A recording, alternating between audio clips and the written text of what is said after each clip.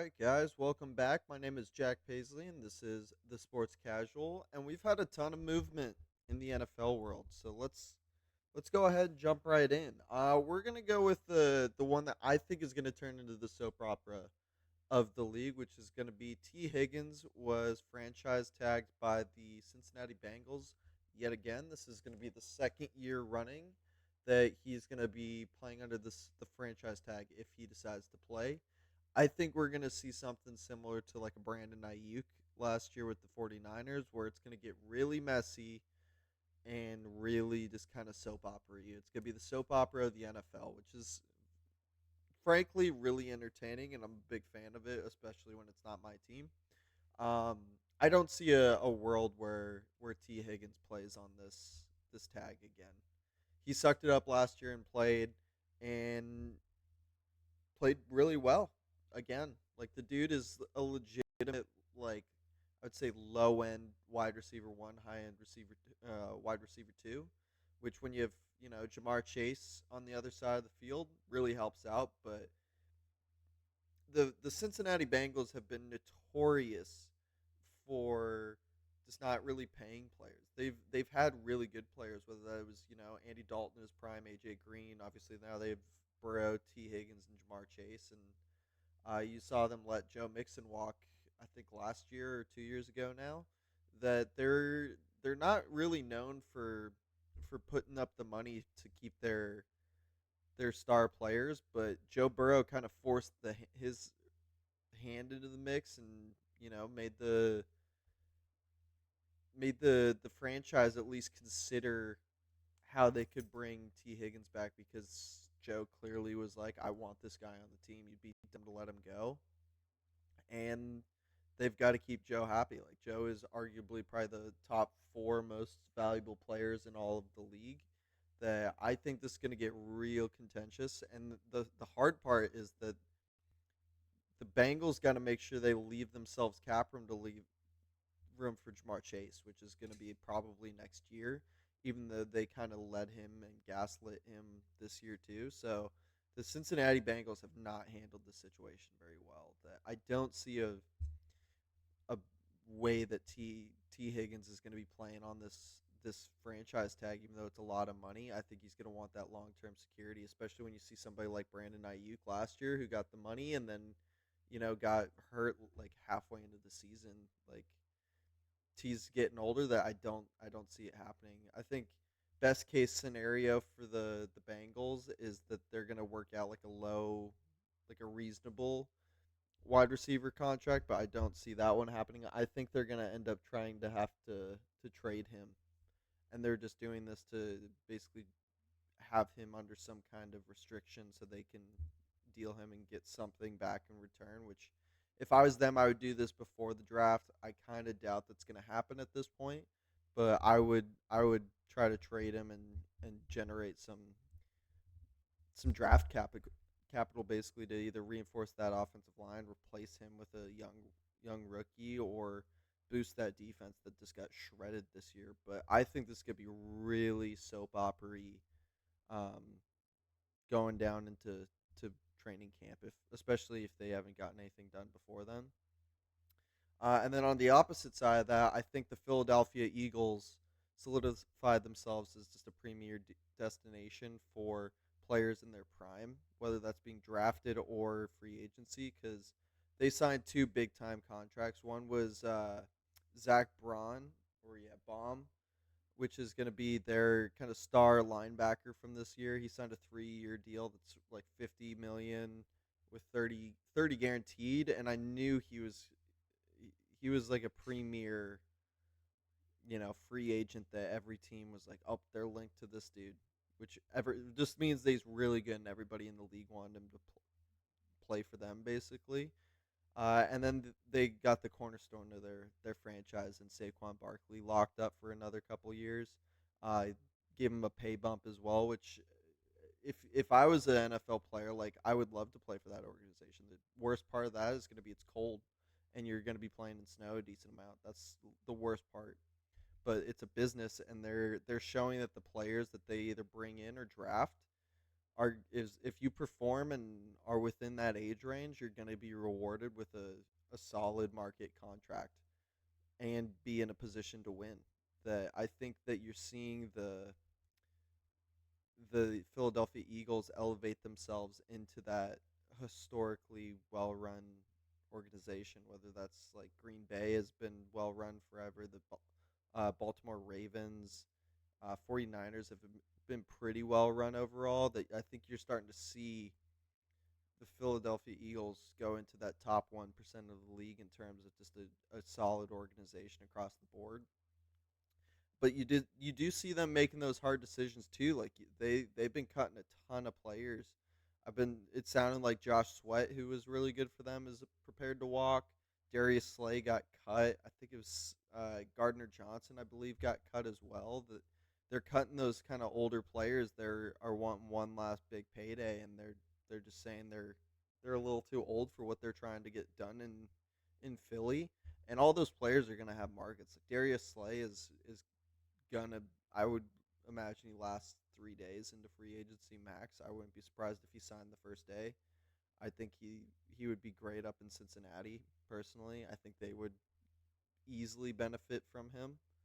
Um, but yeah, you're seeing just a ton of movement from the Eagles in both signing guys and cutting guys that they're just thinking I can replace him with a young free agent in these physical positions. And plus, you see their draft picks, all worked. I don't think you're cutting Darius Slay if Cooper DeJean doesn't elevate his game to where it is right now as a rookie. I think you're holding on and going to be forced to overpay Slay. So you're seeing the fruits of their labor kind of come together into this perfect mix of a Super Bowl championship as well as all this prep for the future. And I think the next big kind of thing to fall into place for them would is going to be the AJ Brown thing. Like I think if I was them, I probably would not pay him crazy big money. I would trade him again. I think you're going to get to the same spot as like a Debo Samuel where you're going to start to see that physical drop off even though he's a monster.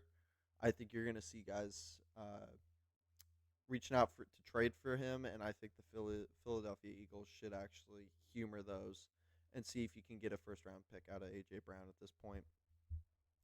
And then on the flip side of that, the Chargers are cutting people. I mean, they're following the model of kind of those older injury prone guys. Whether Khalil Mack has just been non renewed basically, so he's a free agent, and then Joey Bosa was released, and the Bosa brothers are kind of the big names, and Joey has definitely not lived up to the hype. He's just kind of gotten that injury bug, similar to like a Percy Harvin, different position, obviously, or maybe a J.J. Watt from time to time, where when he's on the field and he's playing, he's a really high end player, but he's hurt so much that I think you're not going to see him get this big monster payday, despite having the last name of Bosa. I think every team in the league would be open to him at the right price, but I think he's going to be asking for big time money, and I don't think anybody's gonna give it to him with his injury history. And you're seeing a hardball bail on him. I I think he's gonna have to take some humble pie and take a decent pay cut compared to what he wants to be. Um, and it would surprise me if he's out of the league in a couple years if he can't manage to stay healthy. Because if you're the best availability or the best ability is availability, and Joey's just had none of that basically throughout his career. And then the big news that saw come out today was a trade request by DK Metcalf. He's a freak of nature superstar for the Seattle Seahawks. Just sounds like basically sick of being in a franchise that doesn't really have a long term plan to compete. You're rolling Geno Smith out every year, and trying to sell it to the players and the fans that this is a Super Bowl capable roster. And when you got Geno at cornerback, you're never going to be bad enough to get those top end guys, but you're just not going to be good enough to get to the Super Bowl. It's kind of like Andy Dalton and the Bengals a couple years ago. It's just like you're always going to be good, but you're never going to be great. And I think DK was sick of that. He went from having prime Russell Wilson throwing him a ball to Geno Smith. I think you're seeing him value winning, even though I'm sure he's going to want a big payday. And there's a couple teams that jump out to me on this one that I think are all within reason. And one of them is going to sound like a homer. So I'm just going to get that one out of the way. I think the Denver Broncos should look at this one. I am clearly a Denver Broncos fan, so I am biased on this one. But I think you've seen in the past, whether that's the Russell trade or there's been a bunch of trades back and forth between Seattle and Denver. So there clearly is a good line of communication between George Payton, the Broncos GM, and then the Seahawks GM. So it wouldn't shock me at all if they're in contact. And I think that DK Metcalf and Cortland Sutton would be a crazy 1-2 punch. That DK is kind of more of that burner, even though he's a huge possession style receiver too. Um, but I think it would definitely ease up on Cortland. That I would love to see the Broncos make that move. The most I would trade for DK is probably going to be a fourth rounder, maybe a third, um, if they're willing to eat some of that cap hit because he's going to want a new contract most likely. And I don't think we're at a state of our franchise where I'm willing to dish it all out for basically DK Metcalf. The other two that kind of jump to mind is the Patriots are always going to be in all these because they're so talent devoid, and they really got to try to surround their young quarterback in Drake May with as much talent as possible, just to give them a chance to see if they actually got it right with him. And I think that the first is just giving him a big-bodied receiver that's showed that he can do it. Overall, he's been pretty healthy in the league. He's not known as being crazy injury prone. So I think that would be another good move. And then, unfortunately, I think the Chargers should be calling up Seattle as well. That you saw that there was just not enough offensive talent to win in the playoffs. That I think that if you could give DK, who is a legitimate number one receiver in the league right now, even though he's maybe not top 10, but he's a legit number one. That would allow Lad McConkey, I believe, is uh, the current number one there, to kind of operate similar to like a Puka Nakua and Cooper Cup kind of situation where you're having the guy that's going to draw all the attention, the other guy's going to pick through the whole defense. That I would say those are the three teams that I think should actually be picking up the phone and giving Seattle a call. I'm curious what to see the asking prices for him because you saw like Debo Samuel went for I believe a fifth round draft pick, and if that's all it takes to get DK Metcalf, if I'm any of those three teams, I'm calling and saying you want that like right now, like I'll have it to you by the end of this phone call. And then the other big news was coming out of the Las Vegas Raiders. They announced that Max Crosby just signed a 3-year, $106 million deal. Um, and I think this is going to put the end of the rumors that the Raiders are going to trade Max Crosby. I don't think you sign this deal if you're looking to shop him around town or move him potentially. So I think you just confirmed that your best player is going to be part of your building blocks, which he clearly wanted to be there. He was very vocal, especially on the McAfee show. Like it's tatted on him, like that's where he wants to be. And personally, I hate it because the dude's really good and he plays against my team twice a year. That I would say he's top two, maybe two or three pass rushers in the league right now. Like the only guy that I would have easily put in front of him was probably Aiden Hutchinson before he got hurt.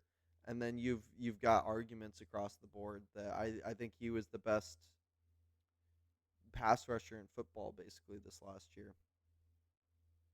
And then the Bears were making trades, which is always fun. I love trades are my favorite thing, just because a lot, especially when they come out of nowhere. Which these aren't going to be sexy names, but they're really good moves in my opinion. So the Bears traded for Joe Tooney from Kansas City Chiefs, and then Jonah Jackson. And these are both O linemen. And I think you're seeing an offensive coach come in, evaluate their talent, and say, we are nowhere near where we want to be until we improve this offensive line because it was abysmal last year. And obviously, Ben Johnson's coming from the Lions, who's got a top three O line in the league for the last couple of years.